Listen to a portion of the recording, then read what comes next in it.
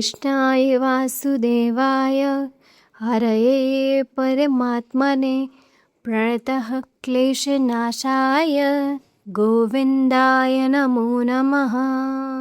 શ્રીમદ ભાગવત પ્રથમ સ્કંદ અધ્યાય 1, જેનાથી આ જગતની ઉત્પત્તિ, સ્થિતિ અને પ્રલય થાય છે. વળી જેમ માટી ઘડામાં કાંડ રૂપે વ્યાપેલી છે, તેમ સુવર્ણ જેમ કંકણ કુંડળ વગેરેમાં કારણરૂપ વ્યાપેલું છે, તેમ આકાશાદિ કાર્યોમાં જે કારણરૂપે વ્યાપેલા છે, તેમજ આકાશ પુષ્પ આદિ મિથ્યા કાર્યોથી પર છે. વળી જે સર્વજ્ઞ અને સ્વતઃ સિદ્ધ જ્ઞાન સ્વરૂપે છે, મોટા વિધાનો જેમાં મોહ પામે છે, વેદનો જેમણે આદિ કવિ બ્રહ્મામાં પોતાના સંકલ્પથી પ્રકાશ કર્યો. વળી જેમ તેજ, પાણી અને માટીનો એકબીજામાં ભાસ થાય છે, પણ તે કંઈ સત્ય નથી. અર્થાત જેમ સૂર્યમાં કિરણોમાં મૃગજળ દેખાય છે, પાણીમાં ભ્રાંતિથી કાચની બુદ્ધિ થાય છે, તથા કાચમાં ભ્રાંતિથી પાણી દેખાય છે, તે પણ તે સત્ય નથી. તે જ પ્રમાણે અધિષ્ઠાન સ્વરૂપ જેમના વિશે તમોગુણની પંચભૂત સૃષ્ટિ, રજોગુણની ઇન્દ્ર સૃષ્ટિ તથા સત્વગુણની ઇન્દ્રિયોના અધિષ્ઠાયક દેવોની સૃષ્ટિ વસ્તુતઃ મિથ્યા હોવા છતાં પોતાની સત્તાથી જ સત્ય જેવી ભાસે છે. વળી જેમને પોતાના જ્ઞાનરૂપી તેજથી માયારૂપી કપટ દૂર કર્યું છે, અને જે જાગ્રત, સ્વપ્ન અને સુષુપ્ત એમ 3 અવસ્થાઓમાં તથા ભૂત, ભવિષ્ય અને વર્તમાન એ 3 ત્રિકાળમાં સત્ય રૂપે વિદ્યમાન છે, તે સર્વ પરમ સ્વરૂપે પરમાત્માનું અમે ધ્યાન કરીએ છીએ. શ્રીમદ ભાગવતની સર્વ શાસ્ત્રો કરતાં શ્રેષ્ઠતા. આ શ્રીમદ ભાગવતમાં પ્રાણી માત્ર ઉપર દયાવાળા અને મત્સરથી રહિત એવા સત્ય પુરુષો પરમ નિર્મળ ધર્મ વર્ણવ્યો છે. તેમજ એકમાત્ર જાણવા યોગ્ય વસ્તુ એવા પરમાત્માના પરમ કલ્યાણકારી વાસ્તવિક સ્વરૂપનું વર્ણન છે, જે પરમ સુખ આપનાર છે, તેમજ આધ્યાત્મિક, આધિભૌતિક તથા આધિદૈવિક એ 3 તાપને ટાળનાર છે. આ શ્રીમદ ભાગવત મહામુનિ શ્રી નારાયણે પોતે પ્રથમ સંક્ષેપમાં કહેલું, પાછળથી વેદવ્યાસે તેને વિસ્તારથી રચ્યું છે. બીજા શાસ્ત્રો તથા તેના કર્મ અને ઉપાસનાનું નિરૂપણ કરતા સાધનોથી પરમાત્મા શું તત્કાળ હૃદયમાં સ્થાપી શકાય નહીં જ, જેમાં વિલંબ થાય છે. પરંતુ શ્રીમદ ભાગવતને સાંભળતા તે ક્ષણે પરમાત્મા વિના વિલંબે તે ભક્તના હૃદયમાં આવીને બેસી જાય છે. ભગવાન વેદવ્યાસે કહ્યું, આ શ્રીમદ ભાગવત સર્વ પુરુષાર્થના ઉપાયરૂપી વેદરૂપી કલ્પવૃક્ષનું ફળ છે.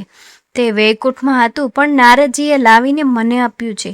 મેં સુખદેવજીના મુખમાં સ્થાપ્યું છે, અને સુખદેવજીના મુખથી પ્રશિષ્યાદિ પરંપરા વડે અખંડ પૃથ્વી પર પડ્યું છે. પૃથ્વીમાં જેમ શુક પોપટના મુખથી પડેલું ફળ અમૃત જેવું સ્વાદિષ્ટ હોય છે, તેમ આ પણ સુખદેવજીના મુખેથી નીકળેલું પરમાનંદ રૂપી રસામૃત રસથી ભરપૂર છે. માટે વિશેષ રસનો વિચાર કરવામાં ચતુર એવા હે રસિક મનુષ્યો, રસરૂપી શ્રીમદ ભાગવત રૂપ ફળનું મોક્ષ સુધી વારંવાર પાન કરો. શ્રીમદ ભાગવતનો પ્રારંભ.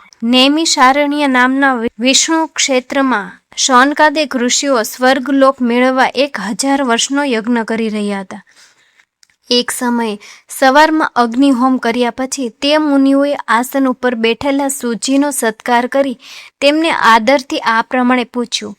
શૌનકાદિક ઋષિઓએ પૂછ્યું, હે નિર્દોષ સૂજી, તમે ઇતિહાસો સહિત પુરાણો તથા ધર્મશાસ્ત્રોનું અધ્યયન કર્યું છે. એટલું જ નહીં, પણ તે સર્વના તમે વ્યાખ્યાનો પણ કર્યા છે. હે સૂચિ, વિદ્વાનોમાં શ્રેષ્ઠ ભગવાન વેદવ્યાસ જે જાણે છે, સગુણ નિર્ગુણ બ્રહ્મણને જાણનારા બીજા મુનિઓ જે જાણે છે, તે સર્વ તમે તેમની કૃપાથી યથાર્થ જાણો છો. કેમ કે હે સૌમ્ય, સ્નેહપાત્ર શિષ્યને ગુરુઓ ગુપ્ત રહસ્ય પણ કહે છે. તો હે આયુષ્યમાન, બધા શાસ્ત્રો, પુરાણો અને ગુરુજનોના ઉપદેશોમાં આપને જીવનું પરમ કલ્યાણ કરનારા જે સાધન જણાવ્યું હોય, તે આપ કૃપા કરીને અમને કહો. હે સત્યપુરુષ, આ કળયુગમાં મનુષ્યો મોટે ભાગે ઓછા આયુષ્યવાળા, આળસુ, અતિશય મંદ બુદ્ધિવાળા, મંદભાગી અને રોગોથી પીડાયેલા હોય છે. વળી શાસ્ત્રો પણ અનેક છે, તેમાં અનેક પ્રકારના કર્મોનું વર્ણન છે, પણ કોઈ નિશ્ચિત સાધન નથી. તે બધા લાંબા શાસ્ત્રો તેમના જુદા જુદા વિભાગો સાથે સાંભળવા પણ કઠિન છે. તો હે સાધુ પુરુષ, એમાં જે સાર હોય તેને બુદ્ધિથી તારવી કાઢી અને અમને શ્રદ્ધાળુઓને કહો, જેથી અમારી બુદ્ધિ નિર્મળ થાય. હે સૂત, તમારું કલ્યાણ થાવ. ભક્તવત્સલ ભગવાને જે કાર્ય કરવાની ઈચ્છાથી વાસુદેવથી દેવકીમાં અવતાર લીધો હતો તે તમે જાણો છો. હે સૂત, એમનો અવતાર પ્રાણીઓની રક્ષા અને સમૃદ્ધિ માટે હોય છે. અમે તે સાંભળવા ઈચ્છીએ છીએ, તો અમારી આગળ તેનું વર્ણન કરવા તમે આગળ છો, યોગ્ય છો. ભયંકર સંસારને પામેલો મનુષ્ય મૃત્યુના પાશને વશ થઈને પણ ભગવાનનું નામ લે તો તે તત્કાળ મુક્ત થાય છે, કેમ કે ભય પોતે ભગવાનથી ડરે છે. હે સૂત, પરમ વિરક્ત અને શાંત મુનિજનો ભગવાનના ચરણોમાં આશ્રય રહે છે. એથી તેમની પાસે રહેવા માત્રથી જ સંસારના જીતો તુરત પવિત્ર થઈ જાય છે. જ્યારે ગંગાજળ તો અનેક દિવસ સેવીએ ત્યારે પવિત્ર કરે છે. આવા પુણ્યાત્મક ભક્તો જેમની લીલાઓનું ગાન કરે છે તે ભગવાનનો યશ કળિયુગના મળોને હરનારો છે. આત્મશુદ્ધિ ઈચ્છનારો એવો કયો મનુષ્ય હશે જે તેને ન સાંભળે? બ્રહ્મા, રુદ્ર આદિ સ્વરૂપોને લીલાથી ધારણ કરતા ભગવાન નારદાદિક ઋષિઓએ ગાયેલા ઉદાર કર્મો અમને શ્રદ્ધાળુઓને તમે કહો. હે બુદ્ધિમાન સૂત, પોતાની માયા વડે સ્વેચ્છાથી જ લીલાઓ કરતા પરમેશ્વર શ્રી હરિની પવિત્ર અવતાર કથા કહો.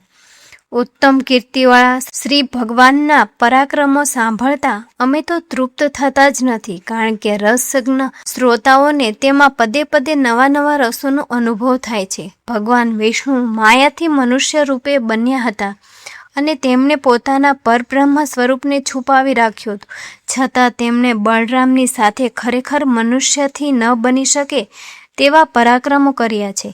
તે પણ અમને કહો. કળિયુગને આવેલો જાણી આ ભગવાનના ક્ષેત્રમાં લાંબા કાળના યજ્ઞનો સંકલ્પ કરીને અમે બેઠા છીએ. એથી શ્રી હરિની કથાઓ સાંભળવાનો અમને અવકાશ છે. પુરુષોનું સર્વ હરી લેનાર ઉત્તર કલયુગની પાર જવા ઈચ્છતા અમને સમુદ્ર તરવા ઈચ્છનારને ખલાસીની પેઠે વિધાતાએ તમારા દર્શન કરાવ્યા છે. બ્રાહ્મણો તથા વેદોના શરણરૂપ અને ધર્મના રક્ષક યોગેશ્વર શ્રી કૃષ્ણ હમણાં પોતાના સ્વરૂપને પામ્યા છે, ત્યારે ધર્મ કોને શરણે ગયો તે કહો. હવે આવતીકાલે આપણે ભગવદ્ કથા અને ભગવત ભક્તિનો મહિમા એટલે કે અધ્યાય 2નું શ્રવણ કરીશું. જય શ્રી કૃષ્ણ. હે શ્રી હરિ, આજની કથા દ્વારા જે કંઈ શુભ જ્ઞાન અને ભક્તિ અમને પ્રાપ્ત થઈ છે તે અમારા જીવનમાં ઉતારવાની શક્તિ આપજો. અમારા મન, વચન અને કર્મને પવિત્ર રાખજો અને હંમેશા આપના શ્રી ચરણોમાં અમારી ભક્તિ જળવા રહે એવી જ પ્રાર્થના. આપ સૌ ભક્તજનો પર ભગવાન શ્રી કૃષ્ણની કૃપા સદાય બની રહે. આવતી કથામાં ફરીથી આપણે શ્રીમદ ભાગવત મહાપુરાણના પાવન કથાનું શ્રવણ કરીશું. જો તમને આ વિડીયો ગમ્યો હોય તો લાઈક, શેર કરો અને આવા જ સત્સંગ સભર વિડીયો માટે અમારી ચેનલને સબસ્ક્રાઈબ કરવાનું ભૂલશો નહીં. જય શ્રી કૃષ્ણ.